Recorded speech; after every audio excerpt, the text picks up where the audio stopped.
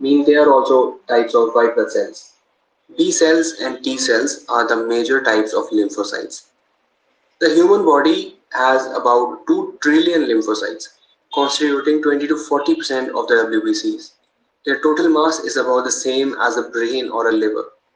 The peripheral blood contains 2% circulating lymphocytes. The rest of them move within the tissue spaces and the lymphatic system. The adaptive immune system is divided into two main types: the humoral immunity, which is due to the B lymphocytes, and the cellular immunity, which is due to the T lymphocytes. The T lymphocytes are again divided into two major types: the helper T cells and the cytotoxic or the killer T cells. The cytotoxic or the CD8 T cells have a major role in killing the pathogens by directly interacting with invading microbes, whereas the helper T cells or the CD4 T cells have an indirect but a very important role in our immune system. The helper T cells are responsible for the proper functioning of the rest of the immune cells, including their close cousins, the CD8 cells.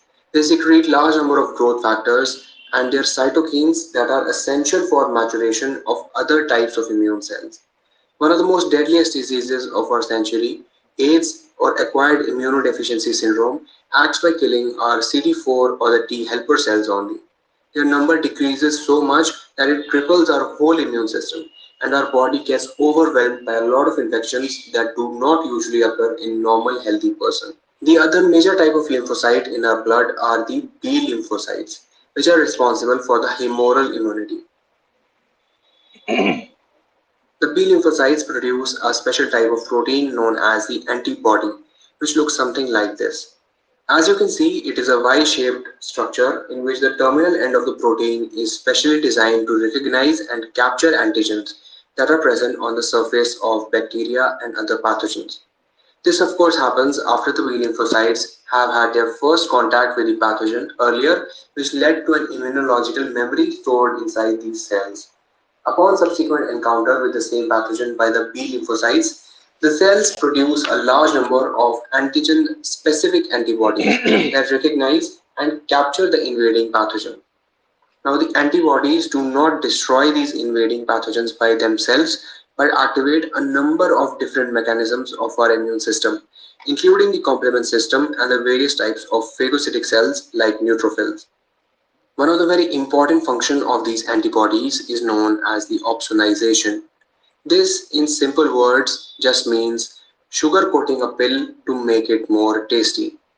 Now, what these antibodies do is that when they recognize a particular pathogen, they attach to it and they completely coat it with lots of antibodies. This is known as opsonization. The coated cell acts like a signal to other immune cells, like the neutrophils, which come and digest the coated cell. Therefore, the antibodies mark the pathogens so they can be destroyed by other immune cells. Now, there are 5 different types of antibodies with different roles. If you want to learn more about the structure of antibody and its function and the complement system, make sure to watch these videos on our channel. Links are in the description.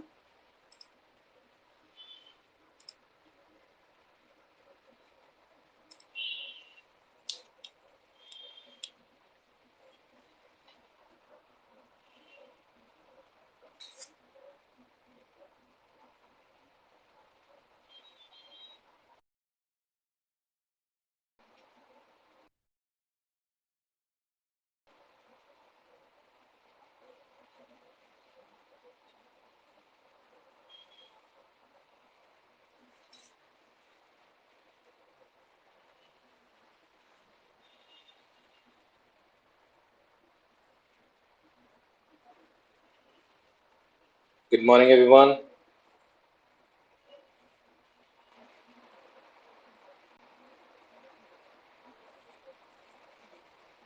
Is the voice okay? Can you all hear me?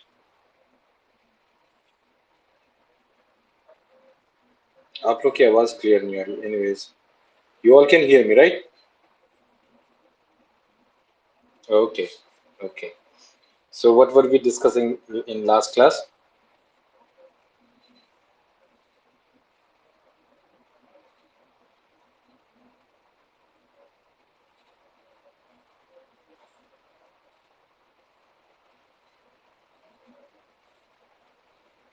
So you all don't respond. Anyways, we were discussing about the immune system, and we could know what innate immunity is and what an adaptive immunity is. Innate means by birth. With the birth only you get some defense system incorporated in your body, and that is called innate system, innate immunity. And this innate immunity can be had from different types of cells, like WBCs जो है हमने बताया था, different types of WBCs, जो neutrophils हैं, eosinophils हैं, basophils हैं, monocytes हैं, lymphocytes हैं, तो ये सब।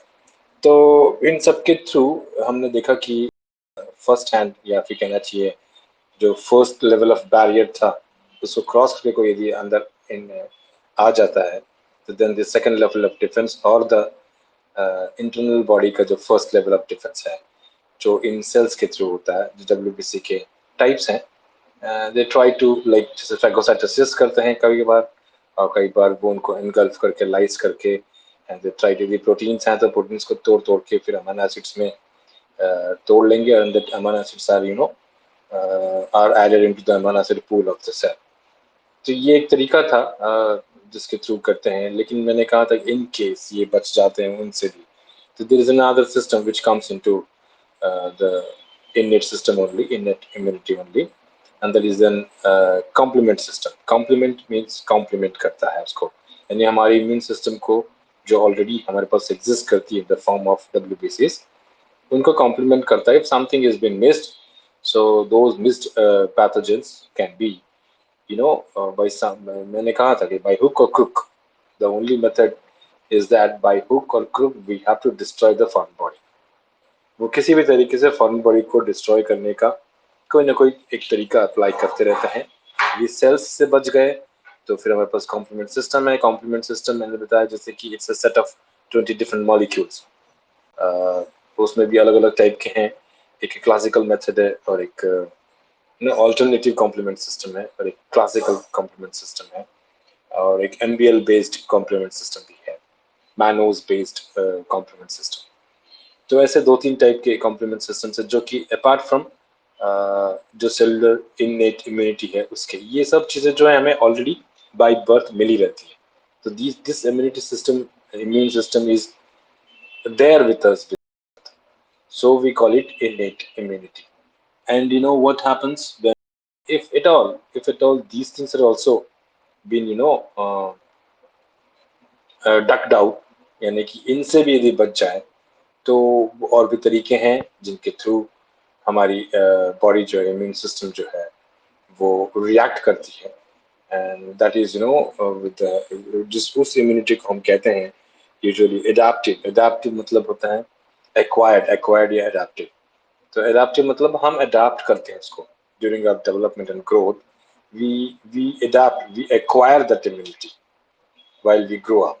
So while growing up or developing ourselves, not exactly, when we grow up, we usually get exposed to many of the pathogens.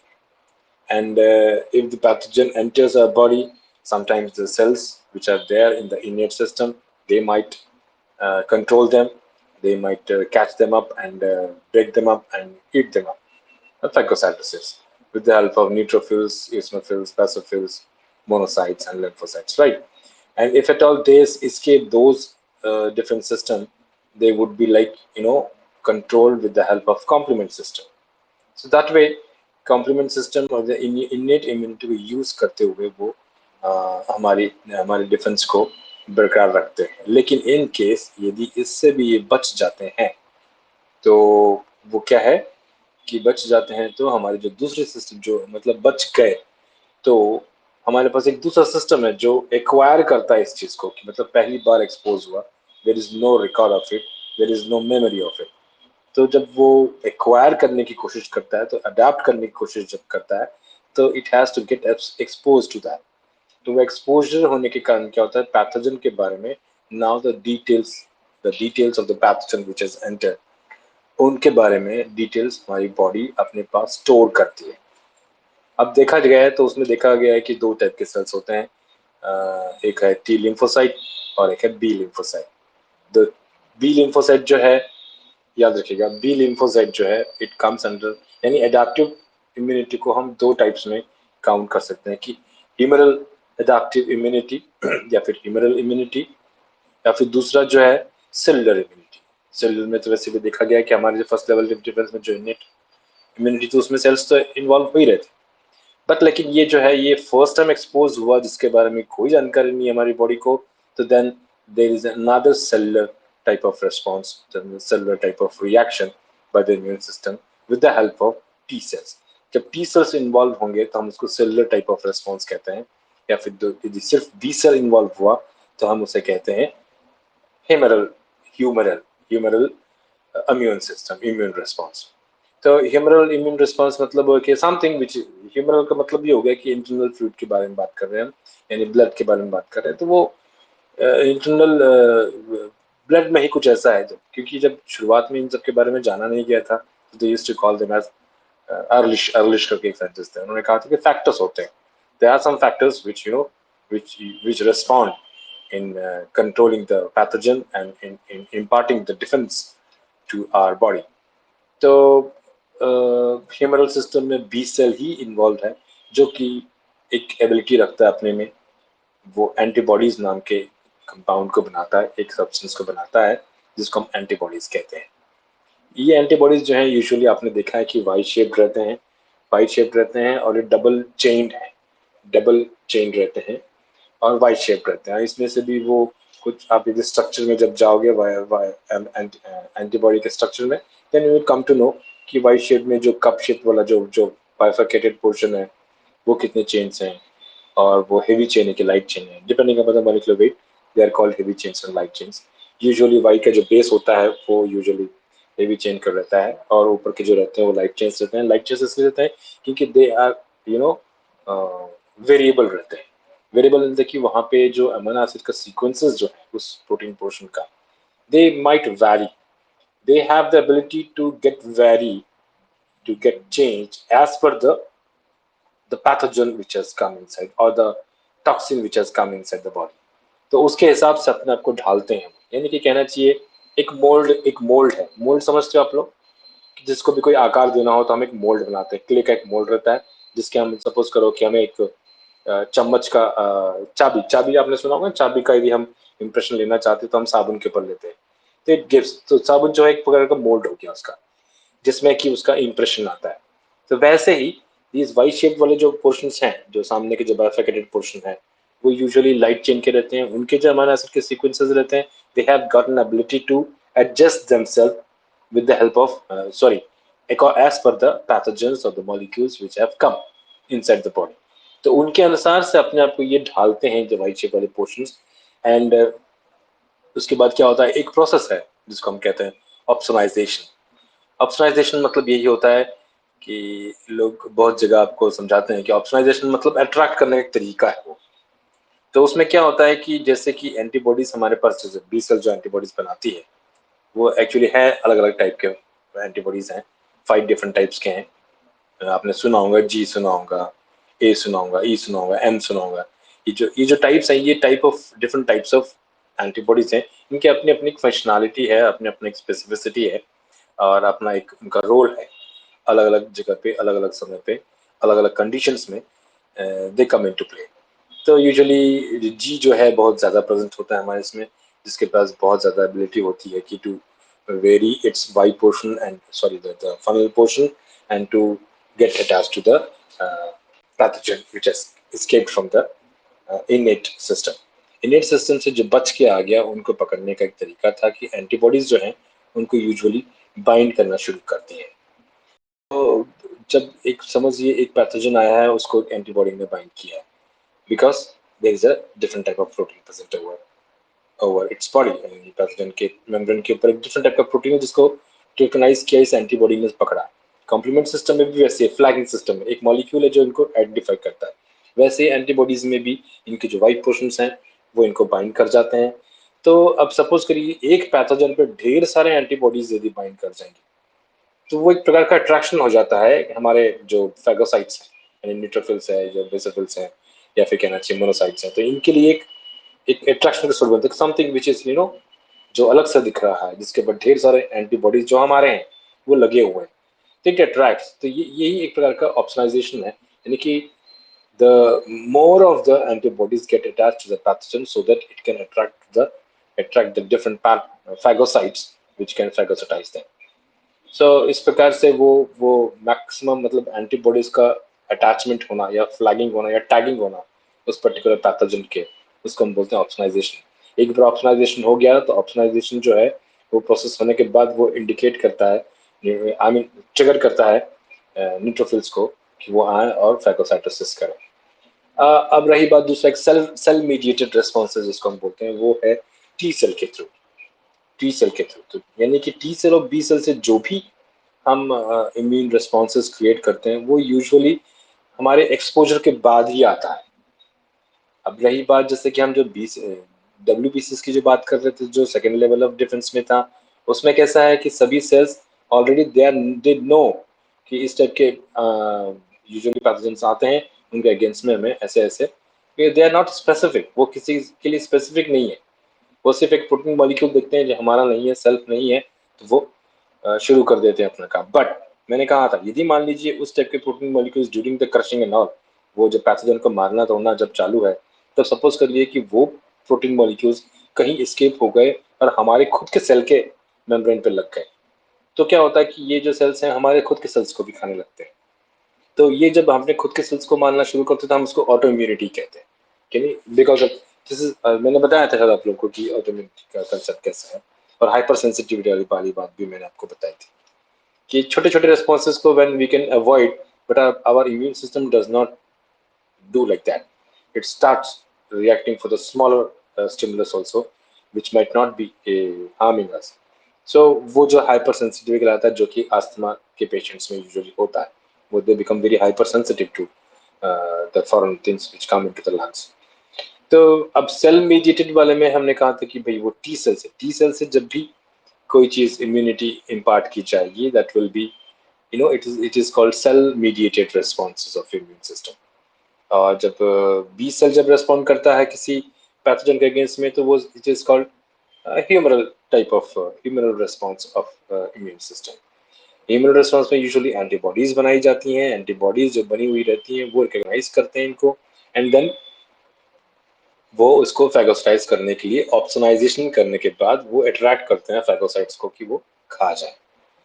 अब रही बात टी सेल जिसको हम सेल मीडिएटेड रिस्पॉन्स कह रहे हैं, अब देखा गया तो सेल भी दो टाइप के, टी सेल भी जो दो टाइप के हैं, एक है टी हेल्पर सेल और दूसरा एक है साइटोटॉक्सिक या फिर किलर सेल। दो टाइप के टी सेल मिलाएंगे आपको, एक हेल्पर सेल और साइटोटॉक्सिक या फिर किलर सेल। तो वो जो हेल्पर सेल है वो यूजुअली देखा ये गया है कि इनको अभी नाम दिया गया है। तो इम्यून सिस्टम में ऐसे जैसे मैंने आपको बताया था कॉम्प्लीमेंट सिस्टम में जो मॉलिक्यूल्स यूज हो रहे थे, they had been like numbered as C1, C2, C3, C4, C5, C6, C7, C8, C9, C10। तो ये जो है ये मॉलिक्यूल जैसे जैसे आइडेंटिफाई किए गए वैसे वैसे इनको अपने अपने नाम दिए गए। किसी किसी जगह में आपको बी प्रोटीन भी मिलेगा, पोरफायरिन भी मिलता है, एक नाम मिलता है, ऐसे दूसरे दूसरे नाम भी दिए गए थे कॉम्प्लीमेंट सिस्टम में। बट सोचिए कि एक 20 मॉलिक्यूल से सबके अलग अलग नाम देंगे तो आप याद कैसे करेंगे? तो देयर वाज अ मेथड, एक नॉमेनक्लेचर का मेथड इवॉल्व किया गया जिसमें कॉम्प्लीमेंट सिस्टम मतलब सी फॉर कॉम्प्लीमेंट सिस्टम, उसका first molecule, second molecule, third molecule, ऐसे सबको नंबरिंग सिस्टम दे दिया था। वैसे ही देखा गया है कि हमारे इम्यून रेस्पॉन्सेज में भी, जिसमें एंटीबॉडीज रेस्पॉन्स, ह्यूमरल रेस्पॉन्स है या फिर सेल मीडिएटेड रेस्पॉन्स है, देखा गया कि इसमें भी बहुत सारे डिफरेंट मॉलिक्यूल्स हैं जो इन्वॉल्व हैं इम्यून रिस्पॉन्सेज के लिए। तो फिर उन्होंने क्या किया कि एक नहीं, दो नहीं, तीन नहीं, ऐसे नहीं, आपको मैं बताऊं करीब 200, 300, 400 मॉलिक्यूल्स ऐसे हैं जो डिफरेंट टाइप्स के हैं, but they might come under one group, उनको क्लासिफाई किया गया। तो क्लासिफाई करने के बाद जब पता चला कि हाँ ठीक है, तो we will now call this group of cells which would perform some type of function in immune system, तो हम उनको एक नाम दे दिए। तो उनको ऐसा कहा गया था, पहले यूजुअली लोग कहते थे इंटरल्यूकिन नाम दिया था, इंटरफेरॉन नाम दिया था, ऐसे ढेर साइटोकाइंस नाम दिया था, कीमोकाइंस नाम दिया, ऐसे अलग अलग नाम से कॉल करते थे। जब कैटेगराइज करने लगे उनको, फिर हम देखें कि their structural and functionality basis पे उनको एक एक एक ग्रुप में रखा गया जिसको कहा गया था क्लस्टर डेजिग्नेशन, यानी एक क्लस्टर ऑफ मॉलिक्यूल्स हैं जो एक प्रकार का फंक्शन करते हैं, एक प्रकार का एक्टिविटी करते हैं, तो उन क्लस्टर को एक डेजिग्नेट किया गया। तो हम CD1, CD2, CD3, CD4 ऐसे ढेर सारे नाम दिए गए उनको, ऐसे मेरे ख्याल से CD200 समथिंग तक है, यानी कि उतने सारे मॉलिक्यूल्स उनको कैटेगराइज किया गया है अपने अपने एक कैटेगरी में, एक क्लस्टर में, जो कि टिपिकल टाइप का फंक्शन परफॉर्म करते हैं, तो उन्हें वो CD1, CD2 ऐसे नाम दिए गए।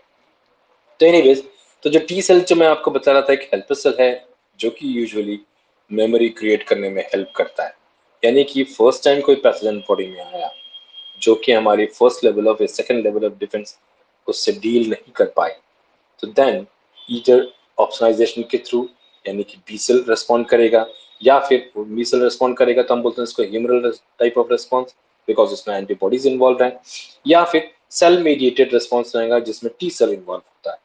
अब टी सेल में भी जब देखा गया है तो दो टाइप के टी सेल्स हमें नजर आते हैं, एक CD4 और एक CD8। अब CD4 मतलब क्लस्टर डेजिग्नेशन 4, यानी क्लस्टर डेजिग्नेशन 4 का एक क्लस्टर का एक मॉलिक्यूल उस टी सेल के मेम्ब्रेन पे दिखता है, इसलिए हम उसको बोलते हैं CD4 टी सेल। और वैसे ही एक CD8 का एक ग्रुप का भी एक मॉलिक्यूल है, क्लस्टर डेजिग्नेशन 8 नंबर का मॉलिक्यूल, वो कुछ कुछ टी सेल्स के ऊपर नजर आता है, तो हम उसको CD8 कहते हैं या फिर किलर सेल्स कहते हैं। जब हम ये मॉलिक्यूलर लेवल पे इन मॉलिक्यूल्स के बारे में मालूमात नहीं थी तो we used to call them helper T cell and killer T cell या फिर साइटोटॉक्सिक टी सेल कहते हैं।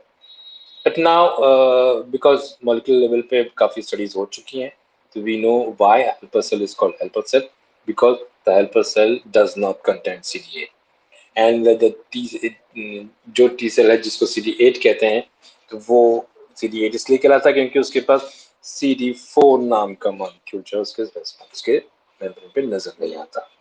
एनीवेज, तो ये इन सब के अपने अपने एक तरीका है, there is a way, there is a manner in which they respond. तो सबसे पहली बात है कि अब कोई भी चीज, एक नई चीज आई है जो कि हमारे सभी लेवल ऑफ डिफेंसेस से बच के आ गई, तो उसे रिकॉग्नाइज करना और उसे हमारे पास रखना, मेमोरी में रखना, ये एक बड़ा जॉब है। तो कहने का मतलब ये है कि ये अब जो ये रिस्पॉन्सेज जो है ना, आप ऐसा समझिए, सपोज एक फॉरेन बॉडी आया, तो अ मॉलिक्यूल गोस, ठीक है, एंड इट सीज कि ये कौन है, ये कहाँ से आया है, तो वो कहाँ से आया है, क्या है, ये देखने के बाद वो क्या करते हैं कि उसके अगेंस्ट, सपोज करिए कि वो देखने गया था, पता चला कि उस फॉरेनर, वो जो फॉरेन मॉलिक्यूल आया, जो फॉरेनर बॉडी के अंदर आया, उसके पास, सपोज इट्स आर्बिट्रेरी सिचुएशन, कि उसके पास बंदूक है, ठीक है, बंदूक है, एक पिस्टल है, जिससे वो आके हमारे यहाँ तबाही मचा रहा है। ओके, तो अब ये जाके अब देख के आते कि किस टाइप की बंदूक है, राइफल है कि पिस्टल है कि रिवॉल्वर है कि व्हाटएवर।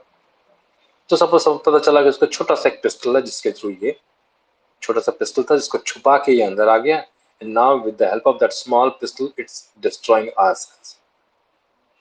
तो ये जो फर्स्ट टाइम जो जाके देख के आता ना, तो वो देख के आता है कि भैया हाँ, ये जो छोटा सा पिस्टल लेके आया है ये उसका मेन औजार है जिसके थ्रू ये हमें डैमेज कर रहा है। तो वो जाता है, उसकी पिक्चर लेके आ जाता है, मतलब उसको क्लिक कर लिया, उसकी फोटो क्लिक करके वापस ले आता है। अब यहाँ पे वो क्या करता है कि भाई वो पिक्चर को उसकी अपने एक लाइब्रेरी में उसको स्टोर कर लेता है, यानी उस पिक्चर को अपने कॉपी में रख लेता है। उसके पास एक कॉपी है, एक फाइल है, उस फाइल के अंदर में उस पिक्चर की कॉपी निकाल के उसकी क्या करना चाहिए, उसका जेरोक्स कर लेगा और एक कॉपी अपने पास रख लेगा। जेरोक्स की भी चीजें जो है वो बी सेल को बता देता है, वो कि भाई बी सेल को बताता है कि भैया ऐसा है, इसके अगेंस्ट की हमको एंटीबॉडीज चाहिए, ठीक है।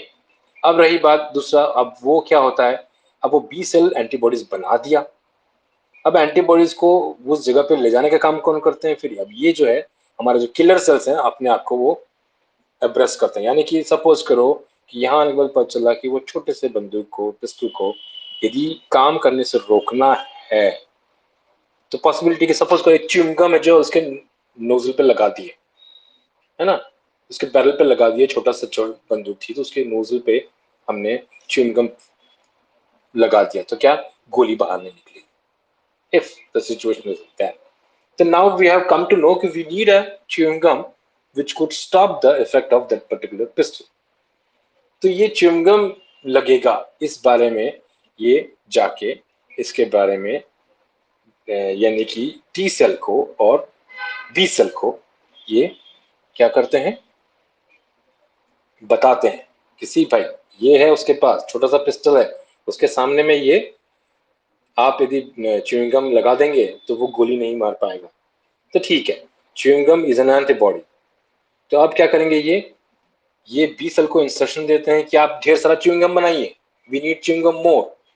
एंड ये जो पिक्चर ले आके वो टी सेल के पास जाता है, टी सेल को दिखाता है, see the foreign body has got this particular pistol, और ये एंटीबॉडी है उसकी, ये chewing gum, you have to make yourself abreast with the chewing gum. तो वो ढेर सारा च्युइंग गम का स्टॉक लेके, यानी कि अपने आप को आर्म्स एंड एम्युनिशन के नाम पे वो च्युइंग गम लेके अब वो ढूंढने चलता है। कहाँ जाएगा ढूंढने के लिए, जो बी सेल ने एंटीबॉडीज बनाई थी वो एंटीबॉडीज च्युइंग गम जो था, वो च्युइंग गम कुछ फ्री भी रहते हैं ब्लड में, तो वो च्युइंग गम जा जाके क्या करेंगे, उस पर्टिकुलर पिस्टल जहां जहां नजर आता है जिसके पास है उसको ब्लॉक करना शुरू करेंगे। अब जैसे ब्लॉक कर मतलब कि सीधी सी बात, जब टी सेल जब लेके जब पहुंचता है तो देखता है कि अरे वाह यहाँ च्युइंग गम लगा, मतलब this is the person which has to be killed, तो वो उसको मारने लगता है या एनगल्फ कर लेगा या फिर उसको तोड़ देगा, व्हाटएवर है ना, जिस भी तरीके से उसको डिस्ट्रॉय करना है it will start destroying it. And उसके पास अभी क्या हो गया है, उसके पास मेमोरी आ गई है, क्योंकि वो जो टी हेल्पर सेल CD4 वाले सेल ने जो पिक्चर लाई थी उस पिक्चर की एक कॉपी वो टी सेल को भेजता है, इसको बोलते हैं हेलो।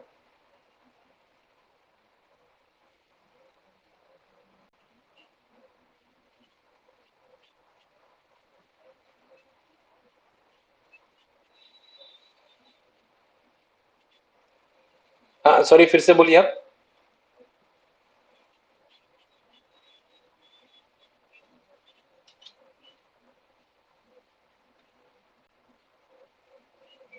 बी सेल में एंटीबॉडी प्रोडक्शन का काम है बी सेल का।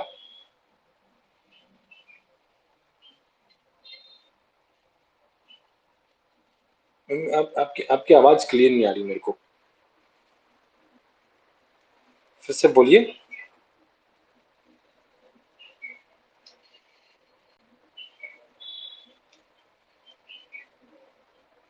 भारती बोलिए फिर से।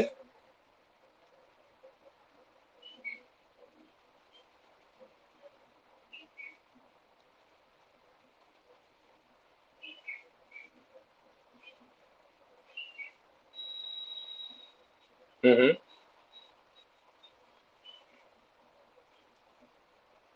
Bharti, do one thing, remove your headphone and maybe the mobile mic will be good.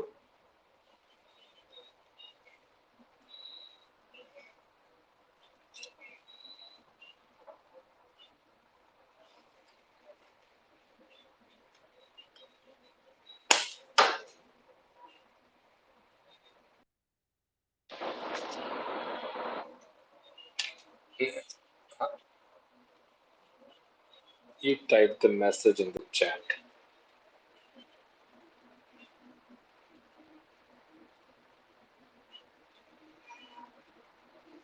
Site of attack of it T killer cell कैसे आइडेंटिफाई होता है। टी किलर से अब मैं बस अभी मैं वही बताने जा रहा था आपको, टी किलर सेल कैसे आइडेंटिफाई करता है, राइट, यही पूछना था आपको,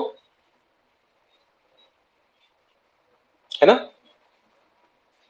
हाँ तो मैं यही अभी बताने जा रहा था कि जैसे कि अभी बी सेल की हमने जो बात की थी, बी सेल सिर्फ मैंने जैसे एग्जांपल लिया, एक पिस्टल है उसको हम एंटीबॉडी जो है उसकी वो च्युइंग गम है, तो च्युइंग गम प्रोड्यूस करने का काम बी सेल करेगा, राइट। और ये जो मैंने अभी CD4 जो टी सेल है, वो CD4 टी सेल जो पिक्चर निकाला था उसने उस पिस्टल की, वो पिक्सल की और जो एंटीबॉडी वाली जो बात है, ये दोनों चीजें किसको देता है, किलर टी सेल को। See, this is the thing which you have to look for and have to destroy. तो वो जो है इसको हम कहते हैं ये प्रेजेंटेशन, यानी कि ये जो टी सेल्स हैं, अब ये इसमें और भी चीजें इन्वॉल्व हैं. I think we do not have to go into those details, क्योंकि ये आप एमएससी में जाएंगे तो आपको ये और डिटेल्स में पढ़ने को मिलेगा. ये एक सेट ऑफ मॉलिक्यूल्स हैं जिसको हम बोलते हैं एमएचसी. एमएचसी मतलब मेजर हिस्टोकम्पैटिबिलिटी कॉम्प्लेक्स. तो ये जो कंपाउंड या जो है मेजर हिस्टोकम्पैटिबिलिटी मतलब किसी भी टिश्यू की कंपैटिबिलिटी को सेटअप करने के लिए, एस्टैब्लिश करने के लिए, there are a number of a set of molecules which are classified into two classes, class 1 and class 2. तो MHC class 1, MHC class 2 ऐसे दो set of molecules हैं which could make them identify, right? Compatibility establish करते हैं cells की और हमारे tissue की. तो ये हम उतने डिटेल्स में नहीं जाएंगे, but with the help of these MHC class 1 and class 2 molecules, these helper T cells they present, sorry, अभी जैसे मैंने आपको बताया था कि वो फोटोग्राफ लेके आ रहा, तो फोटोग्राफ जो है जिसने उसने पिस्टल के फोटोग्राफ जो लिए वो प्रेजेंट करता है. This is called antigen presentation. तो हम इसको बोलते हैं antigen presenting sales. Antigen presenting sales में सिर्फ टी सेल हेल्पर सेल ही नहीं है, इसके अलावा ढेर सारे सेल्स हैं. हम उनको बोलते हैं डेंड्राइटिक सेल्स. डेंड्राइटिक सेल्स मतलब कौन से सेल्स होते हैं जो यूजुअली, जैसे हमारा जो डेंड्राइट्स जिनमें होते हैं, जैसे कि न्यूरॉन. न्यूरॉन एक डेंड्राइटिक सेल है क्योंकि उसके पास डेंड्राइट्स हैं, उसके सूडोपोडोइड जैसे उसके एक्सटेंशंस रहते हैं. But they can move from one place to another. Usually ऐसे सेल्स जो होते हैं जो एक जगह से दूसरी जगह मूव कर सकते हैं, हम उनको डेंड्राइटिक या ट्रॉफिक सेल्स बोलते हैं. तो ये cells usually there are many sets of dendritic cells which have got an ability to present the antigen which is not ours to these T cells. ये टी सेल्स को present करते हैं. See this is the this is the antigen which has to be look for. यदि ये antigen आपको दिखता है तो you consider it as foreign and do your job, that is killing, engulfing and killing. So एक प्रकार का मतलब कि हर किलर टी सेल को बताने का काम APCs करते हैं. APC कहा जाता है उनको, एंटीजन प्रेजेंटिंग सेल्स. तो इसमें कई बार टी हेल्पर सेल्स भी हैं. जो टी हेल्पर सेल्स हैं वो टी सेल को भी प्रेजेंट कर सकते हैं. Sometimes T helper cells can present to the straight to the B cell also to start the production of antibody. So एक बीच में एक स्टेप था जिसको हम कहते हैं कि APC, एंटीजन प्रेजेंटेशन. सबसे पहले एंटीजन प्रेजेंटेशन होगा. प्रेजेंटेशन होने के बाद it will abreast itself with the antibodies which are required to deal with them. या फिर B सेल को इंडिकेशन मिल गया तो B सेल अपना एंटीबॉडीज बना देगा जो ऑप्सनाइजेशन के थ्रू इंडिकेट कर देंगे कि this has to be killed. In that case, even the neutrophil can kill it. But if it has to go through the T cell, then T cell has to be presented with that antigen, with that photograph, so that the killer T cell would take the photograph with it, I mean, the type of molecule which it has to recognize, and it will search wherever it comes across with that particular photograph of the molecule. It will attach to it and it will it tries to kill it. So that way, ठीक है भारती, समझा? The presentation has to be done. Unless and until the presentation of that foreign antigen is not done, the T cell cannot get responsive. To become T cell to responsive, the killer cell to responsive, it needs a presentation of that particular antigen which is foreign. So यानी कि T cell अपने आप काम नहीं करेगा, उसको जब तक प्रेजेंटेशन नहीं आएगा कि ये फॉरेन एंटीजन है तब तक वो अपना काम नहीं कर सकता. लेकिन ये एक तरीका था. अब लेकिन हमने ये भी करके रखा है कि यदि बी सेल को मान लो वो चीज प्रेजेंट हो गई है तो B cell straight away antibodies बनाना चालू कर देगा. एंटीबॉडीज जाके उस फॉरेन जो एंटीजन था, उस एंटीजन जहां भी प्रेजेंट था उसके ऊपर वो अटैच होना शुरू हो जाएंगे. तो ऑप्सनाइजेशन करते हैं. Maximum number of antibodies get attach to that particular pathogen and that will give an indication to other phagocytes also, like neutrophils हो गए, या फिर बोलो कि आपके इसोफिल्स तो नहीं करते, सब रीजन स्पेसिफिक है. न्यूट्रोफिल्स हर जगह काम करते हैं, इसोफिल्स लॉन्ग रीजन में काम करता है. सबका अपना अपना स्पेसिफिक काम है. फैगोसाइटोसिस ही काम है, फैगोसाइट्स वाला ही काम है. तो then after getting that response of the opsonization of that particular pathogen with the help of more number of antibodies attached to it, which were produced by the B cell, तो वो straight away दूसरे sales, दूसरे phagocytes भी responsive हो सकते हैं. तो that में कहने का मतलब यही है कि हमारी बॉडी ने अपने आप को ऐसा इवॉल्व किया है कि सी, एक तो पहला फिजिकल बैरियर, फिर देन इनेट इम्यूनिटी का बैरियर, यदि वो सबसे भी बच जाता है तो फिर वो उस एंटीजन को प्रेजेंट किया जाता है। Presentation is necessary to keeping it as a memory for the future. तो जैसे कि हम बोलते हैं ना, अभी हम डोजेस देते हैं, वैक्सीन के डोजेस देते हैं, why a second type of second dose is required, because हम जब फर्स्ट टाइम जब डोज देते हैं तो जो रेस्पॉन्स होता है हमारे इम्यून सिस्टम का, that is a bit like एक लेवल पे, सपोज करिए इस लेवल पे उसका एक रेस्पॉन्स कि भाई वो एंटीजन हमारे पास आया तो हमारी इम्यून सिस्टम ने उसको रेस्पॉन्ड करना शुरू। वैक्सीन वही है, हम जो वैक्सीन लेते हैं तो हम यूजुअली सपोज करिए हमारे कोवैक्सीन, कोवैक्सीन में हमारे प्रोटीन मॉलिक्यूल्स हैं, स्पाइक प्रोटीन्स हैं, एनवलप प्रोटीन्स हैं, मेम्ब्रेन प्रोटीन्स हैं, इन सब के प्रोटीन मॉलिक्यूल्स वो वैक्सीन में है। तो जैसे ही वो वैक्सीन हमारी इसमें दी जाती है तो वो प्रोटीन मॉलिक्यूल्स हमारे ब्लड में गए, ओके, सॉरी, तो क्या होता है कि वो प्रोटीन मॉलिक्यूल के अगेंस्ट में इम्यूनिटी डेवलप होनी चालू होगी, क्योंकि ये पैथोजन नहीं थे, ये कोई ऑर्गेनिज्म नहीं था। तो क्या होता है कि हमारे जो दूसरे सेल्स जो फैगोसाइटोसिस करते थे, they might not come under the responsiveness. तो क्या होता है कि ये these proteins are presented with the help of those dendritic cells। dendritic cells ढेर सारे, मैं आपको लिस्ट बता दूंगा बाद में। तो वो प्रेजेंट कर देते हैं या तो टी सेल को या फिर बी सेल को। बी सेल को प्रेजेंट किया तो उसका अगेंस्ट एंटीबॉडी बना लेगा, टी सेल को प्रेजेंट किया तो वो किल करने जाएगा, पता चला कि वो पैथोजन है ही नहीं, तो टी सेल को रेस्पॉन्ड करने की जरूरत नहीं पड़ती वहां। अब जैसे कि हमने एक सुना हुआ है एड्स, सुना AIDS, AIDS, acquired immunodeficiency syndrome. Why it is syndrome? Because we cannot get back to normal, that's why it's called syndrome। तो एक्वायर्ड इम्यूनिटी मतलब जो हमारी अडेप्टिव इम्यूनिटी थी, जो कि बी सेल और टी सेल अडेप्ट करते थे, the first response, first antibody antigen वैसे बॉडी में आया, that is been presented, and presentation के बाद हमारे सेल्स रेस्पॉन्ड करते हैं।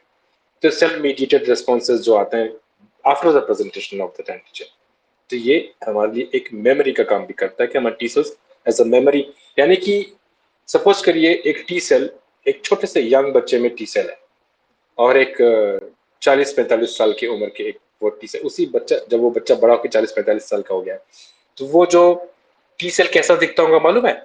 सपोज करिए वो टी सेल बचपन में आपके उसमें वो टी सेल ऐसा रहा होगा कि बस एक सोल्जर जैसा वो, क्योंकि आपको मालूम टी सेल का आप यदि क्या बोलते हैं, सिंथेसिस क्या बोलते हैं, ओरिजिन पढ़ेंगे कहाँ से बनते हैं, फिर वो they go to you know thymus पे जाते हैं and they get themselves you know, training मिलती है उनको, it's sort of a training, they get you know कि फाइट कैसे करना। जैसे हमारे मिलिट्री में you know when you go into the military academy तो क्या होता है, you are subjected to go undergo training process जिसमें आपको कॉम्बैट करने के तरीके सिखाते हैं, है ना? तो वैसे teachers get themselves abrupt, you know, they get themselves abreast with all those things. जैसे कि आप सपोज करो एक नॉर्मल सोल्जर है, उसके पास एक राइफल होनी चाहिए, okay, the T cell will be provided with a rifle, and उसके पास एक अच्छा नाइट विजिलेंट क्या नाइट विजन वाला स्पेक्ट्स होना चाहिए, तो वो प्रोवाइड किया जाएगा। हाँ, बॉडी में पूरा बुलेट प्रूफ का जैकेट होना चाहिए, that be provided. These are the things which are been you know when mature होता है टी सेल टाइमस में, तो वो ये सब चीजों से अपने आप को it makes itself abreast of, यानी क्या बोलते हैं इसको, it gets ready for the it gets ready as a soldier with all the arms and ammunitions अपने आप में लेते हुए, यानी कि ना वो अपने सभी चीजों से लैस हो जाता है, and now he is ready. But suppose करो कि आप ऐसे सिचुएशन में गए, ऐसा एक सिचुएशन आ गई जहां पे सिनेरियो बिल्कुल डिफरेंट है, you know that even the opponent, the enemy is more clever, so what happens, he might come up with some option by which you cannot see him with your night vision glasses, or you may not kill him with the rifle, so he might come with those better options, because even that pathogen, which is a living organism, it has to survive. Even that organism will evolve itself to defend with the your R T cells, तो वो भी अपने आप को evolve करते रहते हैं, तो they come up with better options to get themselves survive. तो ये चीजों को फिर जैसे कि अब सिचुएशन ऐसी आई थी, हमारे पास नाइट विजन ग्लासेस राइफल होने के बावजूद भी हम मार नहीं पा रहे थे, So then in that case, we have to get evolved. We have to see what exactly it is like. So when we come to know that they have got something else which has to be destroyed first, तो फिर क्या होगा? That thing will be identified first, and that identified thing will be presented to G cell. See, he has got a simple a cover on his face. He is masked his face so that you will not be able to see through your night vision glass. So what to do? First, you remove the mask of that enemy. So something will be done against the mask system, and then he can kill with his rifle. So that way, the mask system will be presented to T cell. The mask system will be presented to. Suppose the mask is a membranous rubber latex something latex containing material. So you can incise it. You can put a knife on it so that it will be cut open, and as it is a latex thing, so you can tear it up, tear it apart. So that way, these things have to be evolved first. So for this, the mask will be presented to the T cell. The T cell say, okay, he has got a mask, so I need a knife. He will ask the B cell, prepare knife so that I can cut apart the mask which they have got. तो जैसे ही cut करेंगे तो दिख जाता है and they'll be visible. Now he can shoot it. That way, it's a simile of what I told. It's not exactly the same thing which happens. It's a simile metaphor समझते हैं. उस type की चीज होती है कि जब तक प्रेजेंट नहीं किया जाएगा तो टी सेल रेस्पॉन्सिव नहीं होते, और यदि बी सेल को रेस्पॉन्ड किया गया तो बी सेल सीधा एंटीबॉडीज बनाने लगता है. अभी हम जैसे बात कर रहे थे कि वैक्सीन में, तो जैसे वो प्रोटीन्स हमारी बॉडी में गए तो हम एक लेवल पे रेस्पॉन्ड करते हैं, हमारे सेल्स वो प्रेजेंट किए जाते हैं, या फिर हमारी जो बी सेल्स हैं वो एंटीबॉडीज बनाना शुरू कर देती. But they are not harmful. जो हमने वैक्सीन में दिया, they are not harmful. So what happens, the response becomes the response keeps itself very mild. वो बहुत ज्यादा रेस्पॉन्ड नहीं करते. But after some time when we give another dose, so what happens, this content of the protein molecule which were there, now the number of the protein molecules, the volume of the protein molecules, the magnitude increases. As the protein molecule increases, it thinks something has gone wrong. So now the B cell responds vigorously and ज्यादा antibodies बन जाती हैं, right? And फिर यदि उसके बाद मान लीजिए एक्सपोज हुआ कभी किसी चीज से, एक्चुअल पैथोजन का एक्सपोजर हुआ, तो इट डजंट स्टे फाइन. उसकी जो एफिशिएंसी, जो पोटेंसी जो है, वो बढ़, एफिकेसी जिसको कहते हैं, वो बढ़ जाती. जैसे ही अंदर वो पैथोजन आया, बिकॉज वो प्रोटीन्स के लिए हम ऑलरेडी एंटीबॉडीज बना चुके हैं, we don't have to waste time in producing the antibodies against that particular pathogen, because we have, through the vaccine, we have already learned how to make the antibodies of it. So that is acquired immunity, adaptive immunity, and that can be that can have different responses like humoral response and the cell mediated response. Okay, what time is it? 45. So shall I play the video which you can see the जो response, जो immune system उसका introductory एक video है, मैंने शायद already डाल दिया है. If at all you had seen, it will be good. और एंटीबॉडी का स्ट्रक्चर्स पढ़ने हैं आपको, तो उसका भी मैं एक वीडियो डाल दूंगा कि वो जो वाई शेप क्यों है, वो जो इनको लाइट चेन्स किसको कहते हैं, हेवी चेन्स किसको कहते हैं, उनके बीच में जंक्शंस के बेसिस पे इन दोनों का जो, सपोज दो ऐसे स्ट्रैंड्स दोनों जुड़े हुए हैं कहीं से, यदि यहाँ से जुड़े हैं तो अलग टाइप का एंटीबॉडी कहलाता है, यहाँ से जुड़े हैं तो अलग टाइप का एंटीबॉडी कहलाता है, पूरा का पूरा जुड़े हैं तो अलग टाइप का एंटीबॉडी कहलाता है. ये जो यहाँ पे डबल स्ट्रैंड्स होते हैं, डबल स्ट्रैंड से वो दोनों जुड़े हैं, किस तरीके से जुड़े हैं, तो जंक्शन फैक्टर्स हैं, जंक्शन प्रोटीन्स हैं. तो ऐसे बहुत सारे हैं जिसके बेसिस पे हम उनको अलग अलग कैटेगरीज में बांटते हैं, जिसको हम डिफरेंट टाइप्स ऑफ एंटीबॉडीज भी कहते हैं. एनीवेज, वो भी हम एक बार देखेंगे एक क्लास में. Shall I play the video for you all? Okay then. I have to shift to the desktop now. It will take a few seconds time. This is class S4. Now I'll be like, shifting from my mobile to the desktop to start the presentation.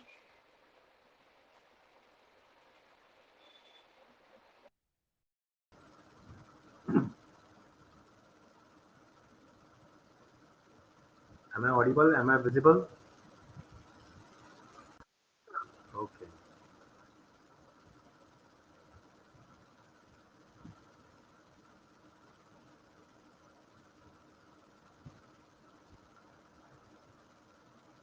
Grammarly helps you do this. It helps you rewrite whole sentences to improve clarity. Hello and welcome to Math Simplified.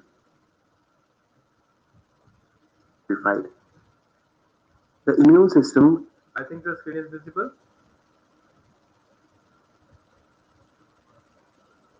Is the screen visible? Can you see the video? Can you see the video? Okay then. is the basic defense system of the body that protects us from harmful pathogens and diseases. The immune system consists of various types of cells and different proteins that kill the harmful invading microorganisms and protects our body from disease. In this video, we will discuss about the human immune system, what is the basic structure of the human immune system and how it functions. Then we will also look at some of the factors which affect your immune system and the differences between the innate and acquired immunity. You can get the lecture handouts from this video and all our other previous videos by clicking the join button below. You can also join our community at patreon.com. This will also unlock some of the cool features like behind the scenes of these videos, exclusive content, early notifications, and much more. So let's begin with the immune system. The overall function of the immune system is to prevent or limit infection. When the immune system first recognizes invasion by pathogens, it responds to address the problem. If an immune response cannot be activated when there is sufficient need, problems arise, like infections and other diseases. On the other hand, when an immune response is activated without a real threat or is not turned off once the danger passes, different problems arise, such as allergic reactions and autoimmune diseases. Let's look at the basic structure of the immune system. The immune system essentially consists of three layers of defense that protect our body from various types of attacks from microorganisms and even non-living things like toxins, metals, etc. Each layer consists of different mechanisms of immunity, and when one layer is breached or invaded, the mechanisms of the layer below it come into action until the attack is successfully controlled. The first and basic layer of human immune system is the barrier immunity, below which is the innate immunity, and finally we have the adaptive immunity or the acquired immunity. Let's decode these terms one by one and understand about the basic structure of the human immune system. So the first layer of defense in human immune system is the barrier immunity. And the most important part of barrier immunity is of course the skin. Skin is considered as the largest organ of human body with an average surface area of 1.73 meters square. In simple terms, physical barriers prevent pathogens such as bacteria and viruses from entering the organism. The skin not only provides a physical barrier that prevents any pathogens from entering our body, but it also provides protection by means of chemical and biological barriers. Skin cells produce and secrete important antimicrobial proteins that kill the invading microorganisms. The skin also contains immune cells that help to stop the microbes from invading our body.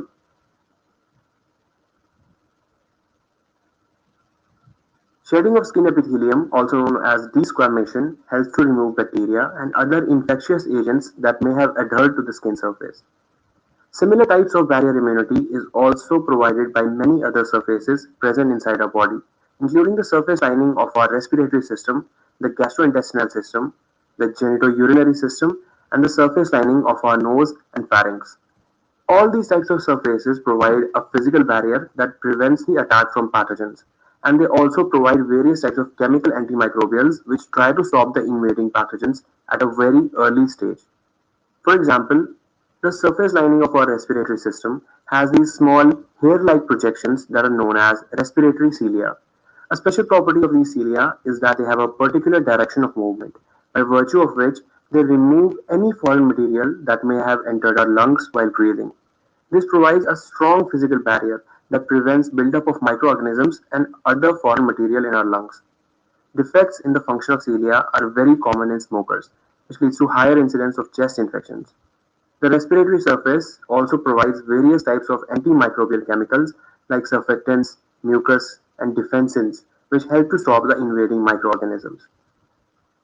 Our stomach releases strong acids with a very low pH that kills most of the microorganisms that we accidentally ingest while eating. The tears in our eyes also contain special antimicrobial proteins like lysozyme that kill many pathogens. The constant flushing of tears also prevents any buildup of foreign material in our eyes, which is also an example of barrier immunity. Grammarly helps you do this. It helps you rewrite full sentences to improve. So this was the first line of defense of our immune system, and this was known as the barrier immunity. Now what happens when a microorganism, say a bacteria or a virus, evades our barrier immunity and is successful in entering our body? In that case, the microorganism is met by our next layer of immune system that is known as the innate immunity. Now to understand about innate immunity, you have to first understand about the meaning of the word innate. The word innate is made up of two words, in and nate. In means inside and nate means born. So innate is something that you are born with. Now why this is known as the innate immunity? This is because the innate immunity is present in our body from the time we were born, meaning it is already present when we take birth. This is in comparison to our third layer of immunity, that is adaptive immunity, that develops after we were born. The innate immune system is an older evolutionary defense strategy as compared to the adaptive immunity that developed later. The innate immunity is non-specific, meaning it does not have a special mechanism of action for different types of pathogens. We will discuss the differences between the innate and the adaptive immunity later in this video. Now per se, the barrier immunity is also a part of the innate immunity since it is also present since birth. But for understanding this topic, it is better to divide these types of immunity into three categories. Now let's talk about the innate immune system in detail. The defense system of the innate immunity consists of the various types of cells and the complement system. Let's first talk about the various types of cells of the innate immune system and look at their basic functions. The different types of cells in our innate immune system are neutrophils, mast cells, basophils, dendritic cells, eosinophils, monocytes, macrophages, and NK cells or the natural killer cells. All these cells are type of white blood cells or WBCs, also known as leukocytes. Leuko meaning white and cytes meaning cell.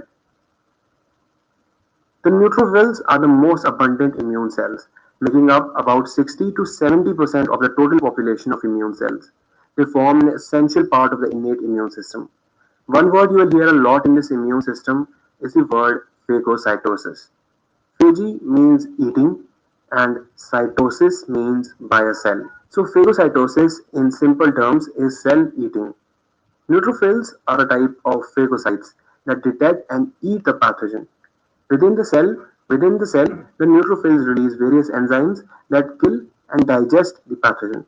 They are normally found in the bloodstream and are short-lived and highly mobile as they can enter parts of tissue where other cells or molecules cannot. Neutrophils are usually the first cells to respond to any infection or inflammation. This is due to their heightened ability to sense what's going around the body by detecting special chemical signals released by pathogens and by our own body cells that tell them what's going around in the body. If you look at a neutrophil, it has some characteristic features. The first thing you would notice is the multi-lobed nucleus of the cell. This is a normal appearance of the nucleus, and this is a reason why neutrophils are also known as polymorphonuclear leukocytes. Polymorphonuclear meaning the nucleus of the cell has multiple morphologies, meaning some neutrophils have two lobes in their nucleus, some three or four or five. So there are multiple morphologies the nucleus of these neutrophils can have. So they are also known as the polymorphonuclear leukocytes. Another characteristic feature you would notice in the structure of these cells is the presence of large number of granules in the cytoplasm. On an average, about 200 to 250 granules are present in each neutrophil, and these granules contain many different types of enzymes, chemicals, and cytokines that have numerous functions in our immune system. The neutrophils release enzymes like myeloperoxidase, defensins, serine proteases, and various cytokines that have numerous functions in our immune system. They also release several other chemicals like alkaline phosphatase, NADPH oxidase, lysozyme that help in eliminating these pathogens. Like I told you, they are phagocytic cells that detect and eat up pathogens like bacteria. Upon ingesting the bacteria The bacteria is contained in this bubble-like structure known as the phagosome. This phagosome gets fused with lysosome, the granule of the cell which contains the lysozyme in them, which is a type of enzyme. The combination leads to formation of a phagolysosome, where the cellular enzymes kill the bacteria and digest it. Hello, and welcome to the postgraduate program offered by the Mekong School of Business. The next type of Hello. Hello. I think the time is over. I have to stop it over here. हमने neutrophils देख लिया था उसके बाद it's a 25-minute long video. So we would see in our next class. Okay? Okay. Tomorrow we'll continue with the same video. Okay? That's all for today. We'll sign off now.